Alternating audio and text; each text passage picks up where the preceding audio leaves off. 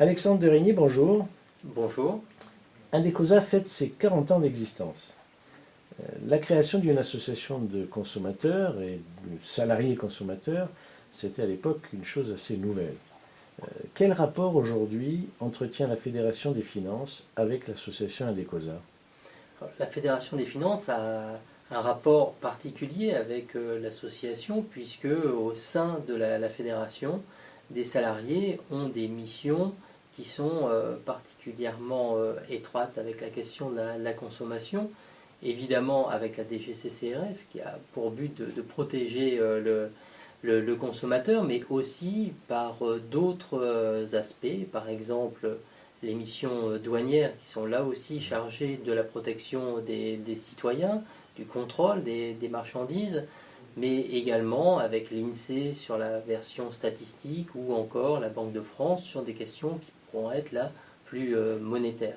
Alors, plus concrètement, quel type de rapport existe et quel type d'apport la Fédération des finances peut associer à l'activité d'Indecosa?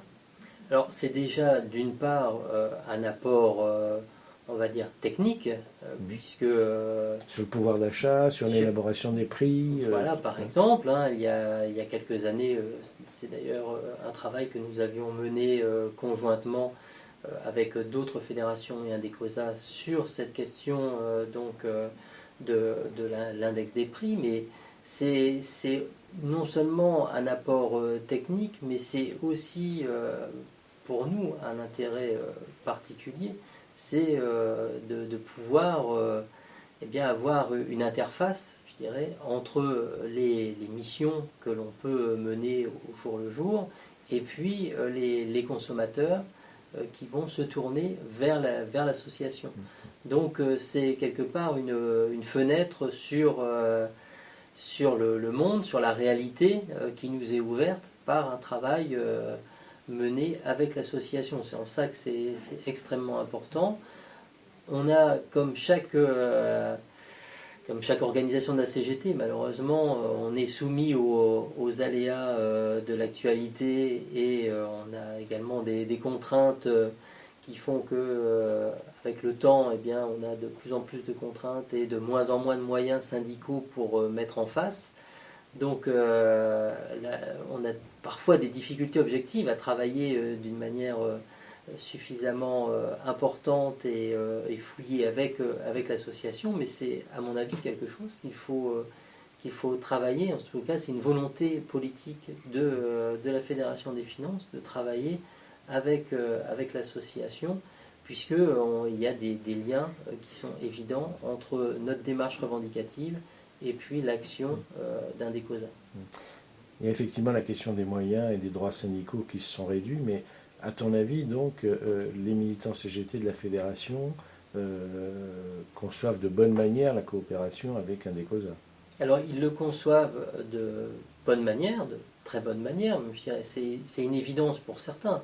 Lorsque on a des missions, pour ne pas citer la DGCCRF, ça paraît tellement évident, mais quand on a des missions, par exemple, d'un douanier qui vérifie des marchandises dans des containers tous les jours, il voit un lien évident entre ce que fait l'association d'un côté et lui, ce qu'il peut faire d'un point de vue professionnel ou de ce qu'il va revendiquer d'un point de vue militant dans le cœur de son activité. Donc ça paraît, dans notre champ, ça paraît être une évidence, l'intérêt du travail en commun.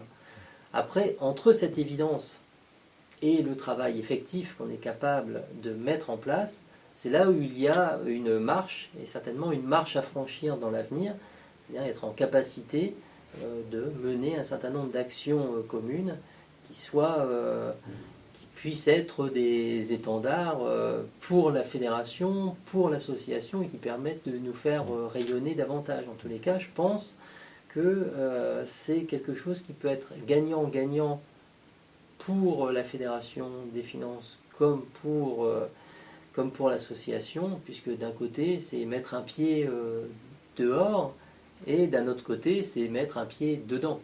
Et donc je pense que ce soit pour les uns ou pour les autres, c'est une coopération qui est nécessaire et qui est forcément productive. Alors pour y contribuer, quelles sont à ton avis les initiatives qui pourraient être menées en commun avec Indecosa dans la période à venir?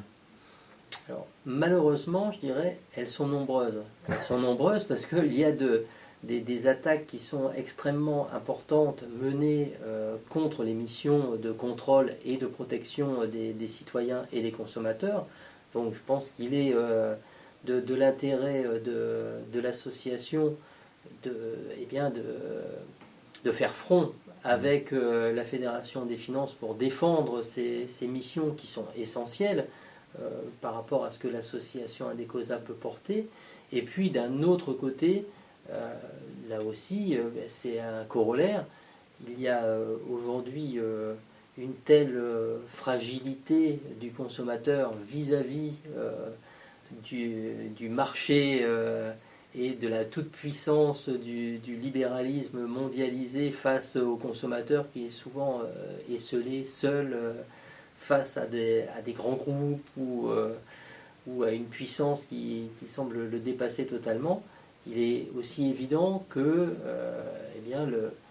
les forces militantes de la Fédération des finances, comme d'autres fédérations bien évidemment, doivent être employées pour défendre aussi les consommateurs aux côtés de l'association. Donc je pense qu'il faut absolument pouvoir développer des actions communes, et des actions communes qui soient tout à fait concrètes, qui parlent à chacun. Et là je pense qu'on a quand même un terrain devant nous extrêmement large et vaste dans les mois et les années à venir.